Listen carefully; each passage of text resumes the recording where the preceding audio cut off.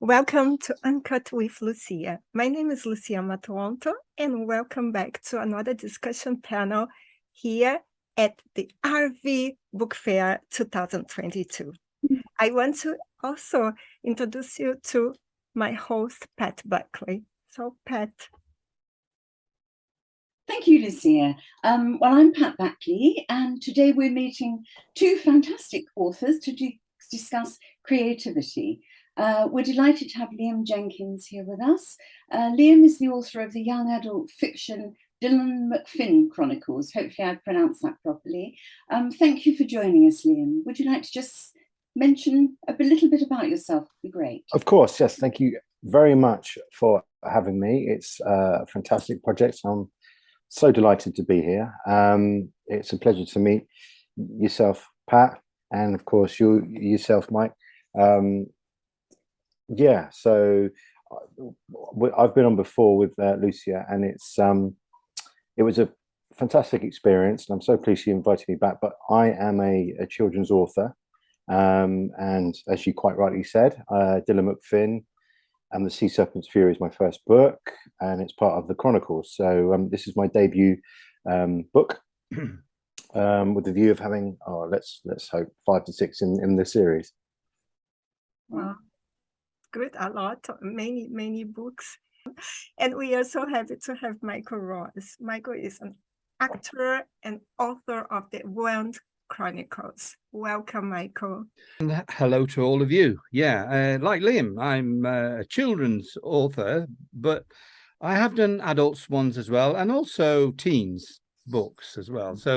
But I've been drawn towards children more and more, and I've written a series which was similar to Enid Blyton's The Famous Five. And that's been real fun to write. I've written 3 books in the series there, but I've written all sorts for children as young as 3 and 4 who are learning really to read, right up to children of 10, 11, 12. And I work too with schools abroad. One in particular is in Dubai, where they have something called the Right to Read. And I help children come up with an idea, write a short story, get a book published, and then they've got it in their hand to prove that you can do it. So it's lovely to be here with you all. Thank you, Michael. Let's begin with how you got started. Liam, what inspired you to start writing? Were you always a creative person? I suppose I consider myself very lucky to grow up when I did, between the 80s and the 90s. It felt like we had technology within our grasps, but we were in control of it, not the other way around. And that it was the cartoons were brilliant, the movies were brilliant. Well, the perception was that, and I took a lot of inspiration from those characters from iconic films such as the Goonies or Ghostbusters or Back to the Future. Those were my sort of characters that I took inspiration from, because I confess I didn't read much as a kid because I was always too busy doing stuff. I was always too busy being outside or playing football or making a den, and with my mum and dad banging their head against it all, saying, "Lynn, you must read some things, not football related, please, something. No, I haven't got time for that. So I'll go and watch telly and what have you. And but that's where I drew all my inspiration from. And creative, I've always been creative, but I didn't know how to hone it or what direction to point it in. So I was always drawing something, or I try my hands at loads of different things like music and Amdram, the dreadful recorder at school, that didn't work, all these things. And then I was I went into football because I had to do something. Dad was like, "Come on, you've got to do something." So I went into football, and he always, pokes fun at my very first training session was that I sat down and picked the daisies. Which is true, I did, and he finds that very funny. But I stuck at it and played it. But then when I got into my late 30s, I sort of, well, I couldn't keep up with it anymore. And I stopped. Well, it was a bit earlier than that, sort of early 30s. And then that's when my creative juices start to come back to me. And then I moved into writing. That was kind of it. Wow, that's really interesting. I find it very interesting that so many of us come to writing quite late in our path. I mean, I only started 2 years ago, just before I was 70. So, it's been a really long time building up to it. And I was interviewed recently, and the lady said to me, "Do you regret not starting when you were younger?" And I thought about it for a minute, and then I said, "No, actually, I don't." Yeah. Because I think when I was younger, I wouldn't have had this wealth of experience Absolutely. to draw. And so now I can write fiction and, whatever, because I've got lots in my head. I always say like someone's taken off the top of my head and 70 years worth of words are just flying out that I frantically type to try and get down onto paper. So it's interesting to hear, Liam, that you also didn't start till a bit later. But I firmly believe that we all have it in us, that we're almost born with it in us, and it just has to come out at some stage in our lives. 100%. Different times, yeah. 100%. But yeah, it was always with me, and in fact, the career path that I went into was PR and communication. So it was learning the skill, learning the skill of writing and how to write correctly, and everything that goes with that, because it's incredibly confusing. The English, we know how to really muddle something up, so we do that. But yeah, it's something that I'm still learning, and I really do hope that I'm still writing in my 70s. Hopefully I get that far, but yeah, that's the aim. Keep going. Yeah, it's great. Congratulations, Lucia. It's your turn. I know to stand back now. No, I just realized that I have 3 British people in the studio today, and I'm so excited to listen to your great accent. I love accent. Michael, were you always a creative person? Yeah, I think I was. I come from a different era, unfortunately, in the days when everything wasn't colourful but black and white. And I started off life as a scientist. I can't believe it now, working as a microbiologist. And I tell you one thing I learned very quickly: you cannot share a joke with a bacteria, fungus, or yeast. So I left that, became a hairdresser, which follows, doesn't it? I became a hairdresser, but I always wanted to be an actor, and I became an actor. And I did 17 years in theatre, and then onto TV work, and then feature films. But it was 16 years ago, I went to see a clairvoyant. And I wanted her to tell me that I was going to win the lottery, but she kept insisting that I was a writer and I must write. I said, I can write. But no, she said, you've got to start writing. It's here. It's going to come out sometime. So typical man, I took no notice of this lady telling me what to do. But a year and a half later, I picked up a pen and I started to write. I've written 27 books so far. There's been quite a few series, but I'm what they call a pantser. A pantser, if you guys know, is somebody who writes by the seat of their pants. I tried to be a proper author and come up with the world building and the characters and the chapters and what was going to lead from one thing to the other. Never worked for me. The way that I work, I sit with my laptop, I have an idea, and I can write 500 pages. Wow. And I did that with the One Chronicles. Now, there's 2 things about that. One is I'm not the only one in the world, thank goodness. The other thing is, when you've written a series of books like that, you wonder if your writing's any good. Yeah. So that's then when you get your critics and the reviewers and the public especially, who then read it and they say it's amazing. And but there are people like me who will just sit down and write. The One Chronicles is a series that I've written, and each book is 500 pages, and it's been critically acclaimed. And but I've always had this idea of wanting to do something, and I didn't know it was writing at first. I like Harry Potter, okay. I like Harry Potter. I like Lord of the Rings, although it's a bit depressing. I feel I need to have a drink of whiskey after reading a chapter. So what I tended to do was I want to write something that is of a fantasy type of series that has real characters in it. And by real characters, we're all right with humans. We can come up with the ideas. But let's say I'm going to a nation of elves. How do we work out the reality of an elf so that people reading it make it feel like there are really elves out there? So that was a challenge. But the acting helped me a lot with that as a method actor. So yeah, my very first book I started reading when I was very young was a series of books by an author called Michael Moorcock, who they weren't particularly thick books, but he wrote lots of them. And then I was saying to Pat earlier on that it was also Enid Blyton. I read all those books, so because we didn't have TV, Liam. At one time there was no TV, but I lived in Africa, by the way, Liam. So that's why I'm being a bit obtuse here. Wow. So there was certainly nothing there. So the only thing I could do was read, and so I read. Wow.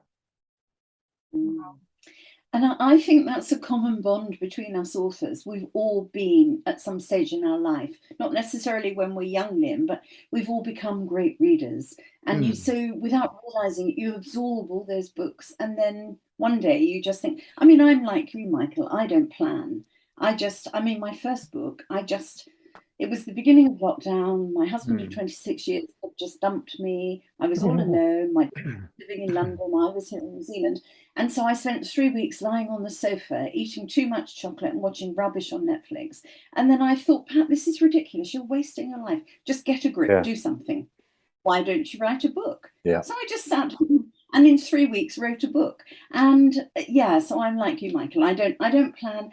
And I think lots of people, when they interview me, say, oh, did you do a writing degree? Did you do this? And I say, no, I did nothing. I left school at 16 because I came from a poor family. There was never an option to go on to university. So I just, worked all my life at different careers.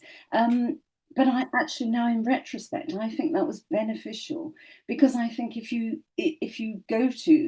learn through textbooks and stuff, you become almost a method writer. Where when you do it like I do, and perhaps you do, I'm just totally free-willed. I just write what I like. I don't follow the rules. I probably show too much rather than tell, and all this stuff you're not supposed to do. But actually, I think that's what makes us all unique. And I guess you guys, that's probably how you are. And I know Lucy is the same as me. We just write from our hearts. And if people like it, they like it. Yeah. If they don't, they don't. Yeah. Exactly. I always say to people when I'm doing talks that everyone says that reading my books is like listening to me talk. And so if you like the way I talk, you'll like my books. If you hate the way I talk, you hate my books. And so, that's how it is. Anyway, enough from me. Both of you created some amazing fiction. Liam, how did you come up with your character, Dylan McFinn? I was always said, write what you know. And I grew up in a 2.4 family with a brother, mum and dad, and in a leafy suburb in East Hampshire. So life was pretty good. I didn't encounter many myths or monsters or legends or what have you, but they're all up here. So I just thought I was going to start there because I wanted to write something that people were going to cling on to, and I it's very difficult because you can then write about things which you haven't experienced, and then people pick up on that straight away, I feel. So I wanted to come from a place of authenticity, which was that I have a younger brother, and we like chalk and cheese, and we fight, and we get on, but we don't get on. Do you know what I mean? And then I've got a dad who was very creative and a bit Heath Robinson and mend and make do, and then he made it into the book, and in one way, shape, or form. So Dylan sort of became a character which is myself, but then also my dad and my brother. So it's kind of like an amalgamation of those characters. And then it's just a love of of myths and legends, and that goes back to the point when I was a bit younger, and I used to watch so much TV, and it was like the Harry Houston, you know, the model guy who used to do all the Clash of the Titans stuff, you know, the skeletons and Talos, and they blew my mind as a kid, and I thought this is fantastic, and it just sparked a real love for the Greek mythology and Neptune and Poseidon and Zeus and Hades and all those characters. And I haven't intertwined those into the story because I thought that's been really played out. So I thought, well, what do I like? I like the ocean. Well, I don't like the ocean. I love the ocean and I love all the stuff in it. And I like myths and legends. So I did a bit of research and I came across some sea guardians or ocean gods which reside, well, it's the Fijian folklore, so that's, you know, Pacific. I picked there because they've got these great, they've got such an affinity with the ocean and also with mythology, and there's a lot of sharks and octopuses and all these exotic creatures that live there, and they've become you know, gods in their eyes and guardians, and they guard their islands. So I latched onto that, and you've then got two big deities there, which one is evil and one is light. And, you know, if you've got any sort of, if you can foreshadow where I'm going with it, then you've got Dylan and his brother Axios, and, you know, they're chalk and cheese. So maybe you can put two and two together. But I also think, you know, it's just art. It goes to my original point, which is, does art imitate life or vice versa? You know, and that's kind of where I was going with it. Was I was writing from a point of view of, this is what I've lived, because within the story there's you know, family trauma, and yeah, a bit on the nose maybe, but ecological issues. But I it's not like bang straight in your face. It's something that I've held dear for years, but it's quite subversive and subtle. So I've pushed it in there. Well, I haven't pushed it in there. I've gently crafted it into the story. But yeah, forget where I'm going with it now. So, Michael, over to you. Oh, that's a trait of mine as well. That is, I'm doing that all the time. Oh, absolutely, absolutely. But fascinating to listen to, Liam. And two things you said that really, really got to me. One was you mentioned Fiji, which is my spiritual home. I lived there when I was young, and I go there all the time. I've got a huge extended family there, Fijian, obviously. And the other thing was, can you send me across, please? absolutely, absolutely. In fact, I'm going there in about 6 weeks for the first time in 3 years. So I'm pretty excited. Because from here it's only 3 hours, so Yeah. it's an easy hop. And I remember when I interviewed you for the podcast, you said that you are fascinated about sharks. Yeah, I am. It was a kind of your inspiration as well. Yeah, I mean, what I've really started it off was, again, watching TV. Well, about 8 years old, snuck up to my room and I watched Jaws for the first time. Yeah, so that did it. That did it for me. And I tell people this, but I didn't have a bath for 6 months because I thought it was going to come through the plug hole. I did, and I wouldn't go in the deep end in the swimming pool because I thought he was down there. So, but that not only the book but the film is still a masterpiece, and that's where what I alluded to back in the first question, which is that I watch that every year, around July the 4th, because when it's set, and the writing is impeccable, and the characters are, and you could watch it in 20 years' time and it would still be relevant because it's not just about the shark; it's about those characters. It's a fantastic film, fantastic film, and the book is just as good, if not better. Thank you. And Michael, the One Chronicles have many characters. What was the inspiration behind them? Well, I lived in Africa as a young boy from the age of 1 till I was 16. I used to come over to the UK to a boarding school when I was 11, but went back for school holidays. Of course, we lived in northern Nigeria and there was no TV or anything. I had books. And I've always had a very imaginative mind. I come up and I'd have little. I mean, my mother couldn't lay the table without laying a place for John. John's my imaginary friend, by the way. He's not been for a while, actually. I must find out what's happened to him. But anyway, so I've got this mind, and I've always come up with little ideas and what I want to do. And when I started writing, I wanted to write a classic novel. Yeah. And I wanted, I like Lord of the Rings, but I found it very depressing, but I also found it difficult to read. And I wanted something easier to read and more modern. And I quite like I said before, this idea of a Harry Potter-esque feel to it. So, like you, Liam, too, I wanted as an idea, because we're humans are completely ruining our planet. And the thing is that we humans call this planet our home. That's right. Is this how you treat your home? So in the idea, when I was thinking about it, was that the earth is coming to rack and ruins. We need help, and the elves step in. They've been going for about 6 million years, longer than we have.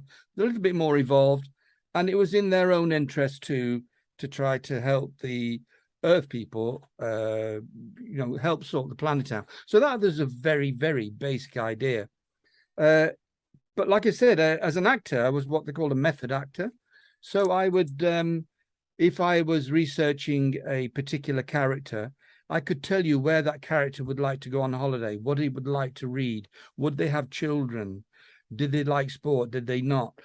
So I knew that character inside out, which was fine for all my human ones. And I had all the storylines to go with them, from people who were horrible to people you loved and so on. But then I had to introduce the elves, and I wanted them to be as realistic as possible for reader to read it and think, are these real? Are these elves? They must be real. The way they've got such complex lives, and they would have complex lives. So that was the idea behind the One Chronicles. And so I just started to write. I wanted a glossary. I wanted it illustrated. I even got a map of the Elvish queendom. In my case, it's called Lania Kia, which is actually derived from an old Hawaiian name, which is of a similar meaning. So this great place in the heavens. And so it's called Lania Kia. So I even had a map designer come up with an idea for maps, and I wanted places put on it and so on. So to me, it's a full book. In a nice way, to any Americans watching this, I even had a phonetic little help in the back of the book for some of the Americans who find some of the English words difficult to pronounce. And I'm sure, I mean, my hero is called Hugo Bruff, and I've got a number of proofreaders. 2 are American. Is it Hugo Brugg? No, it's Brugg. So I just write, Lania Kia. I've had some weird and wonderful names for Lania Kia as the elves are turning in their graves. So I just needed something that would be as realistic as possible, that was exciting, that was taking you on this roller coaster ride. So when I finish that book, I even have an introductory book, which is free, that tells somebody all about what will be happening in the One Chronicles. And I think it was important for that, so they could get an idea and then decide then they wanted to carry on and read the whole of the series. And it's, well, I think we'll talk later about other things that are happening with it, but something very exciting is happening with it as we speak. So I'll mention that later. Yes. And I want to congratulate for that beforehand. Okay, well, creativity is obviously the common theme here. Liam, do you think creativity is something you're born with, or is it a skill that you can acquire? I think you're born with it, actually. And the reason I say that is I watched little Alf, 14-month-old, flip toys over, and he's making all the noises, and he's trying to work things out, and you just think, yeah, it's all there. You see it all behind the eyes, ticking away. But I think we're having discussions with my wife about what we're going to do, because you put them into the schooling system, and it's just bludgeoned out of you. You know, it's all conditioning, isn't it? And you don't realize it when you go to school, when you go to these places, but you see it, and you're just like, oh my God. And over here in the UK, you know, the schooling is the amount of homework they get and the hours that they're doing is almost like a full working week now. What they're doing, the carrot is constantly dangled, I think, with you know, TV, Netflix, streaming services, smart tech. It's constantly that, and I'm guilty of it. You know, I do dual screen. I do sit there watching a film, plus scrolling through my phone, and I know I should put it down, but you don't. But you know, fortunately, where we're moving to, it's you know, it's you know it, Pat. It's Alton, and where we're going to, it's got 70 acres of land. We're going to be smack bang in the middle of it. So we're really looking forward to that. But you know, going back to the point where, yes, I think you're born with creativity, but it is really smacked out of you at an early age. And I think what you must do, and also you're told that it's not a necessarily decent profession. You know, I think when you're growing up in a school, which you've always felt like a round peg in a square hole, and you know, I fancy trying that, and you're no, come on, you won't be any good at that. Try something else. You know, you got whatever in a GCSE. Get yourself a proper job. You know, and that's what you're given. Oh, right. So throughout my life, I've gone, although it's been, you know, interesting and colourful, and I've done lots of different things and varied things, I've sat at writing, and that's what I want to do, and that's what I love doing, and I could do it forever. So, and I just feel like it gets really sucked out of you, and then it's exchanged for consumerism. So it's just like, well, okay, well, you get yourself a nice car, you get yourself a girlfriend, you get married, you have kids, blah blah blah. The list goes on, mortgage, and all these things, all these hurdles are thrown in your way. Whereas that creativity dulls, and it just gets smaller and smaller. That light really does dull down, and I think that you can get it back, you can claim it back, but it takes a lot of commitment and a lot of effort to actually do it. And you must feed it as well. So you must stop all this stuff. You must, you know, and set aside some time to write or do whatever you feel is creative. And I don't know how you guys feel about it, but it's almost like creativity is almost like an elemental force. It's something that I think needs to be corralled. You need to kind of like, it's like you need a lightning rod or something, divining rod, to actually stake in the ground and say, right, I'm going to be creative now. Here it comes. And for me, and again, guilty, I don't do it as much as I should, but you know, I do meditate, I do journal. So when I do get into that state, or if I'm going to sit down and write, I do 10-15 minutes of meditating, and then it makes the focus very focused. Funny that. And I think it's learning those skills and becoming disciplined, because discipline sets you free.